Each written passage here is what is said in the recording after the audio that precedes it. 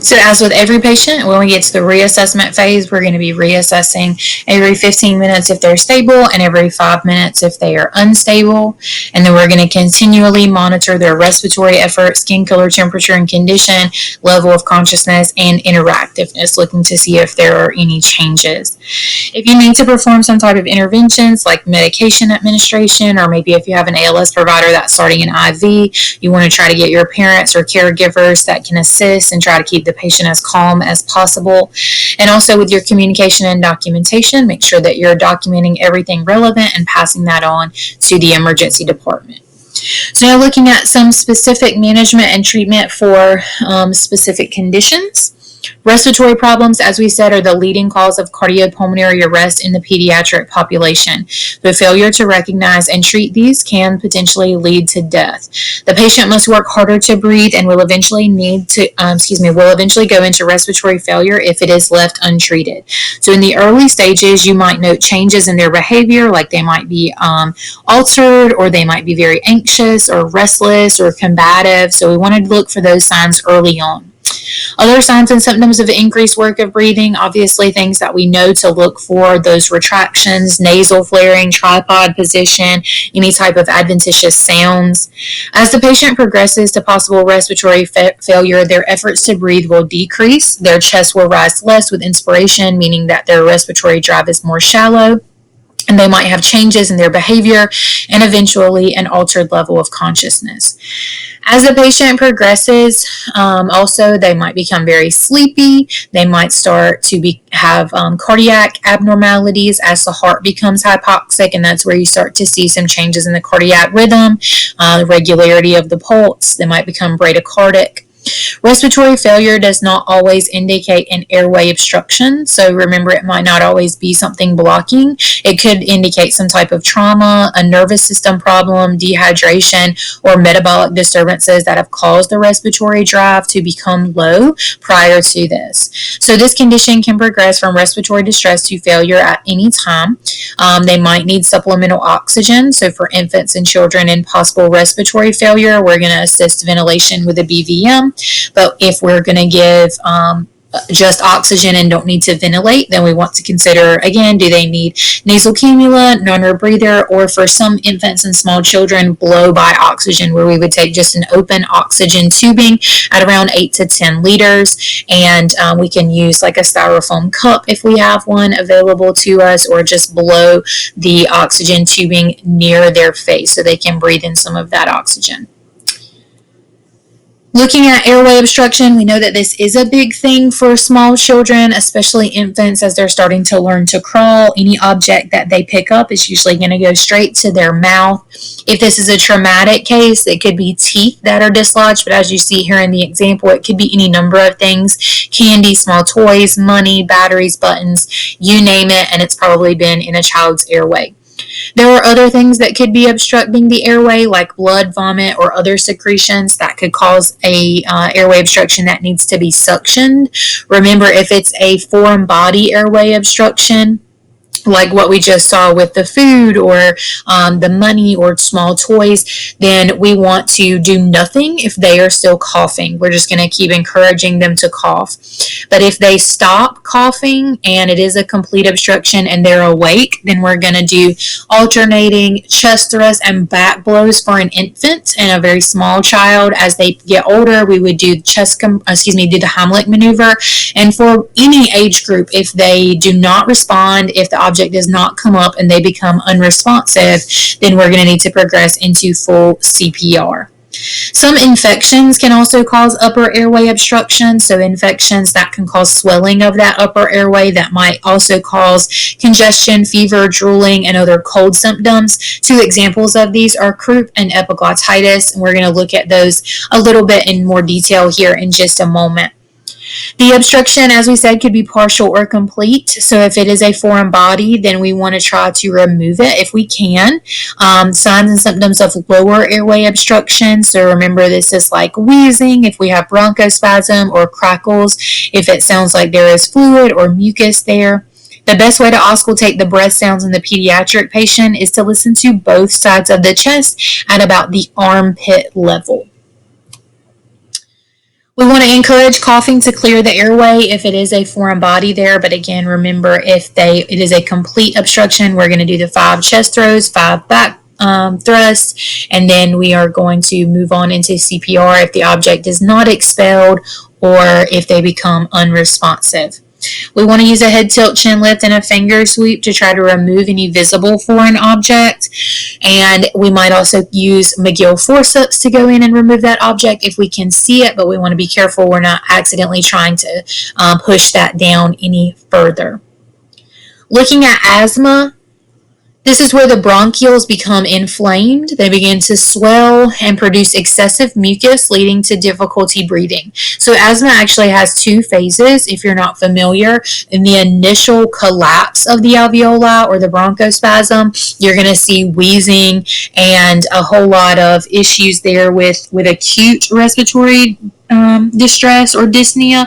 But the second phase of that is actually the production of the mucus, which can happen hours or maybe even a day or 2 after the initial asthma attack. So we want to be very cautious here about what phase are they in as we progress with our treatment.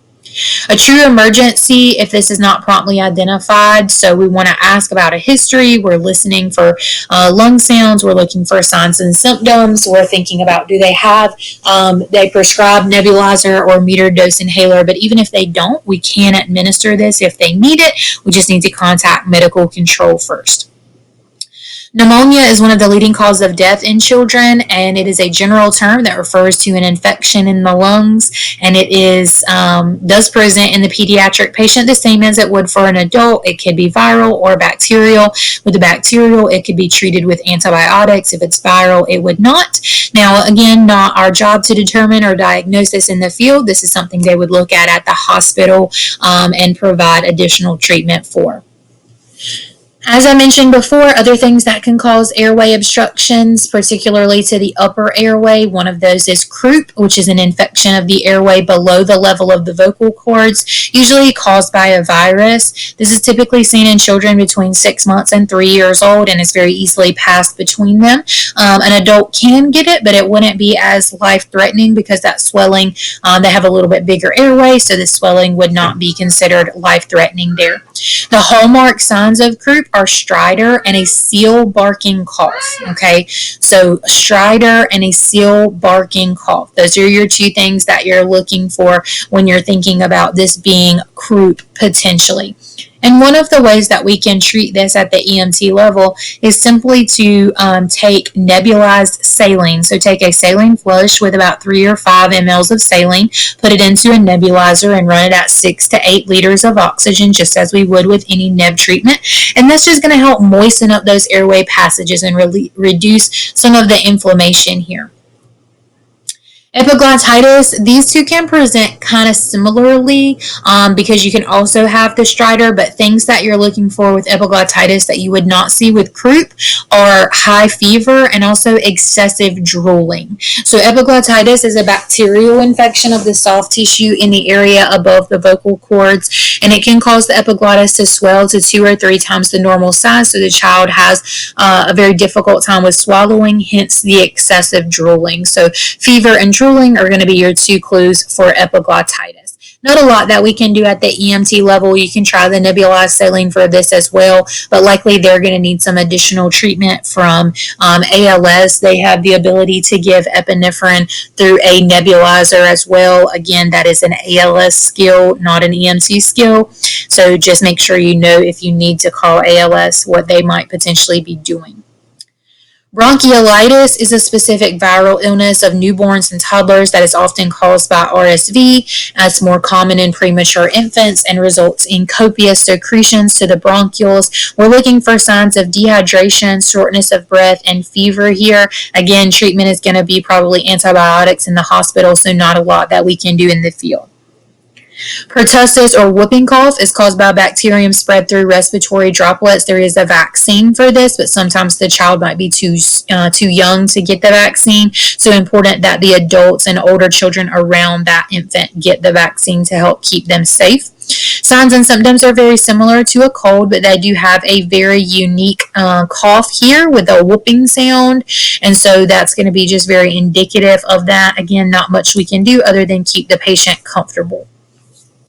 Looking at some airway adjuncts or devices that can help us to maintain our airway and assist with providing ventilation. Same as for an adult patient, OPAs, NPAs, BVMs. Not a lot of places utilize bite blocks anymore, but you might find somewhere that still has some available to you. OPAs will help keep the tongue from blocking the airway and making suctioning a little easier. Same way as far as we are measuring from the corner of the mouth down to the earlobe when we are inserting this or choosing the correct size for the patient to insert. So making sure they don't have a gag reflex. Same measurement for the NPA from the tip of the nose to the corner of the earlobe. Generally, this is well tolerated, and even for responsive patients or those who still have a gag reflex, it would still be a good idea. These can be used even if there is a nasal obstruction or head trauma. It should not be used if there is a nasal obstruction or head trauma. In that case, you would want to use your OPA whenever possible. Looking at oxygen delivery devices, there are several options, and we talked about some of these. The blow-by technique, which we mentioned, just having that blowing by the patient's face, and then the nasal cannula, non-rebreather, and BVM at the same setting as those for adults, although they might be packaged a little bit differently, specifically indicating that these are smaller and meant for pediatric patients.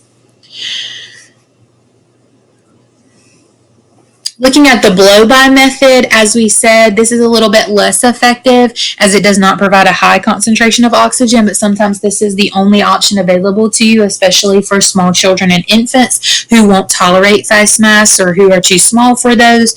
And so this could be the best option for an infant or small child.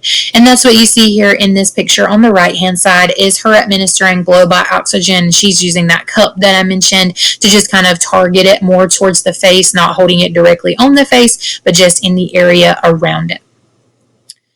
The non-rebreather mask, just like for the adult patient, is going to deliver up to 90% oxygen. And then with the BVM, making sure that you're monitoring your ventilations to make sure you're not going too fast or too slow, but that we are delivering this to someone who does not have a good rate, rhythm, or quality with their own ventilation, and if they are tolerant of it.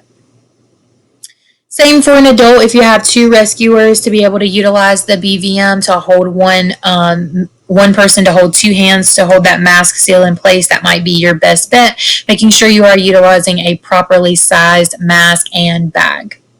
So looking at the cardiac arrest for pediatric patients, as we said, usually this is related to a respiratory failure and arrest. Children are affected differently by that decreasing oxygen concentration, and it causes them to become bradycardic due to the hypoxia. Looking at shock, as we said, this condition develops when the circulatory system is unable to deliver a sufficient amount of blood to the organs, and it results in organ failure and eventually cardiopulmonary arrest. Common causes of shock in pediatric patients can include things like anaphylaxis and hemorrhage, hemorrhagic shock, so with blood loss. Other things, non-hemorrhagic shock, if you have someone who has been experiencing vomiting or diarrhea, even for just a day or two, can sometimes cause a pediatric patient to become at the level of shock. Those are some of the more common. The pediatric patient will respond differently than adults to that fluid loss. They'll be able to compensate much longer before they start to show signs of moving down into that decompensated shock. But again, they stay in the decompensated phase much shorter than that of adults, so they could actually progress a lot further. If they show that decrease in blood pressure, then their shock is really developed and you've almost waited too long to begin treatment at this time.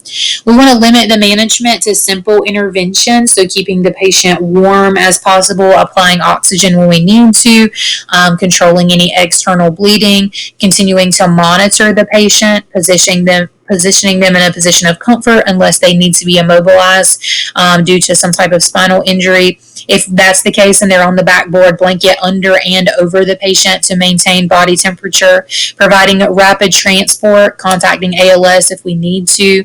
Remember that if this is an allergic reaction, we would have our own specific way of treating that with epinephrine first. That's going to be what is the life-saving drug that we're going to administer, but we could also consider administering Benadryl and or albuterol for those other signs and symptoms related to anaphylaxis. So I'm going to stop this portion here and we will pick up in the next piece.